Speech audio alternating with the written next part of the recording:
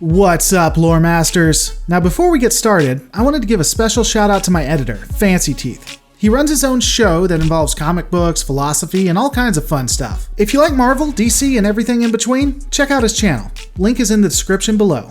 With that out of the way, let's just get into it. When taking a look at the Borg, it's important to note that we will see the Borg evolve drastically over time, to the point of breaking continuity in some instances.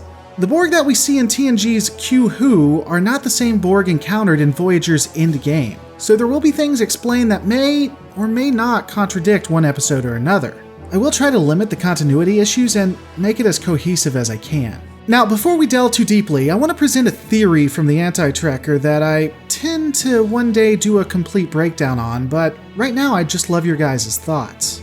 So, when you take a look at the Borg, we never really observe a shipyard.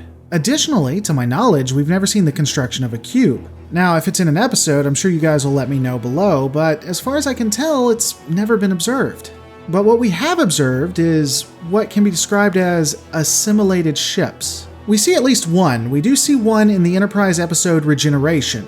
And I'd probably argue that we also see it in the TNG episode Descent, since that ship doesn't match normal designs for the Borg, but that's a video for another time.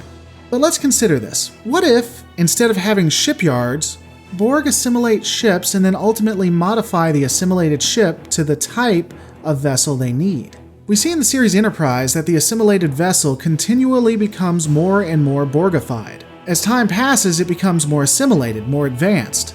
Additionally, the components on the inside of the ship are replaced with Borg technology. This would ultimately mean that when you walk through a hallway of this 22nd century ship, it would be indistinguishable from a 24th century cube. So what if the Borg build their cubes, spheres, and all other designs from assimilated ships? It would just build out the assimilated vessel as it went along for whatever it needed. This would be highly efficient and would not require shipyards. Let me know what your guys' thoughts are in the comments below on that. Again, I'll probably do a video at some point on it. Back to the task at hand, though, the Borg Cube is the most iconic ship known from the Borg Collective. A Borg Cube would cause massive damage in the 24th century, resulting in loss of equipment and life at an enormous scale during those eras. Generally, a Borg Cube would be the match against most Alpha Quadrant powers, well, at least definitively 23rd and 24th century.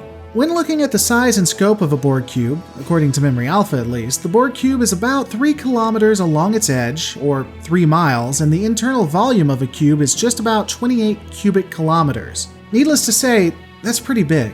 One of the most interesting pieces of lore is that the cube is generally nigh invincible. According to the Next Generation, and I know, future episodes and even movies somewhat contradict this, but again, originally in TNG, the ship has so many redundancies within it, and no centralized point for any of the main systems, so in order to even reduce its functionality, you would have to destroy over 78% of the ship itself. And that's not even to say that it wouldn't still be able to fight after 78% had been destroyed, but it would be damaged enough that it would lose its fighting effectiveness. A Borg Cube has thousands of drones, and these can number anywhere from 5,000 to 129,000. After doing a bit more research, I never really could find any concrete information on why the crew of a Borg vessel varied so much. Presumably, you would have high numbers of drones for invasion, and the lower numbers would more be for patrol, scouting, or scientific research, not when population assimilation was the main objective. At least that's what I'm gathering from what I've seen.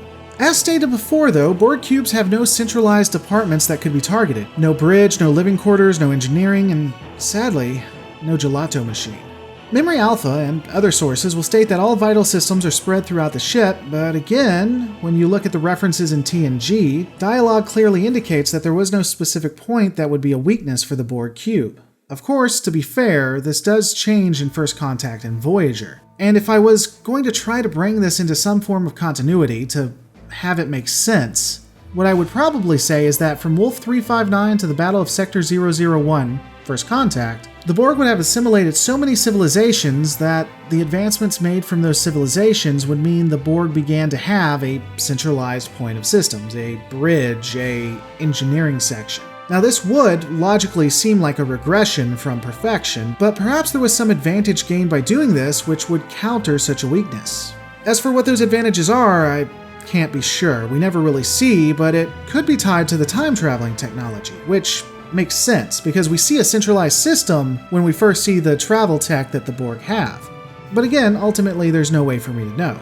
And for those who think that having Picard destroy a section that didn't seem to be vital but was awesome, Berman is quoted as stating that the vital system that was hit was waste extraction. Yeah. Look, I'm just gonna take a break after that.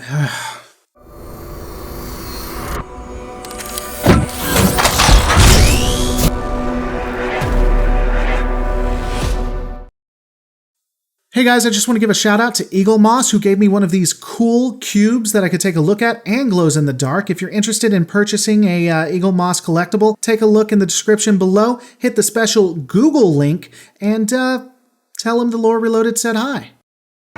Welcome back, guys. Let's just get back into it.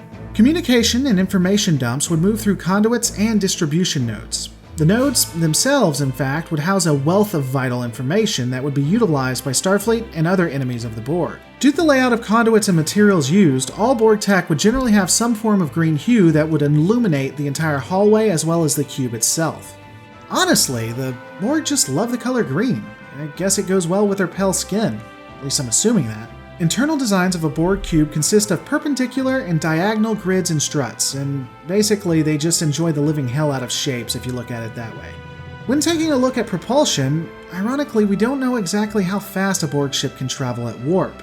We do know that a Borg cube can overtake a Galaxy-class starship at maximum speed. This would mean that the ship could exceed warp 9.65, probably warp 9.8. Borg cubes also do not appear to utilize dual nacelles like most species, and the type of warp systems utilized, if it's even a warp system at all, isn't known.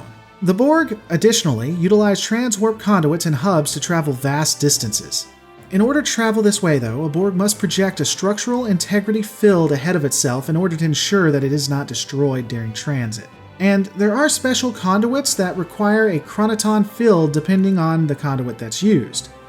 And I'm not really sure what the differences are. I'm assuming it's something to do with quantum.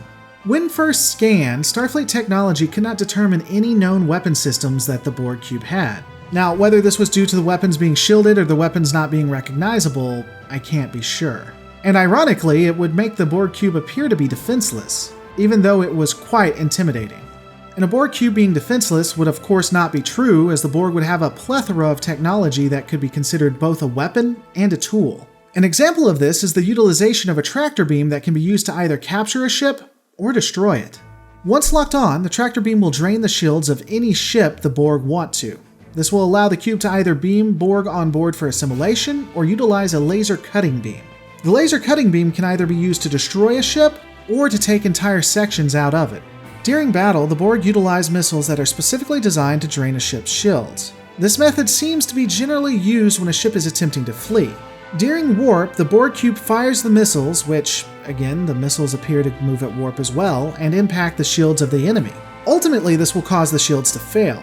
As an example of its effectiveness, up to 3 missiles can completely disable the shields of a Galaxy-class ship. The cube also has weapons in the form of beams and destructive projectiles, though, unfortunately, these weapons have never been appropriately identified.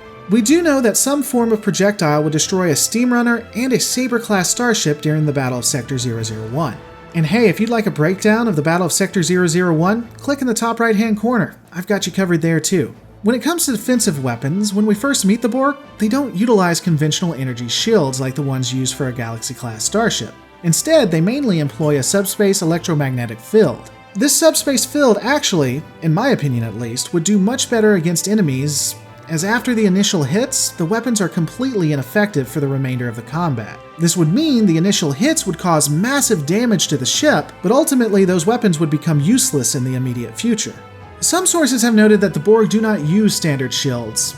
However, this does not appear to be the case, especially when you take a look at Voyager. In some episodes, the Borg are clearly seen utilizing shield-like technology. Now, whether this was required due to the situation or a change in Borg tech is up to the mind of the beholder.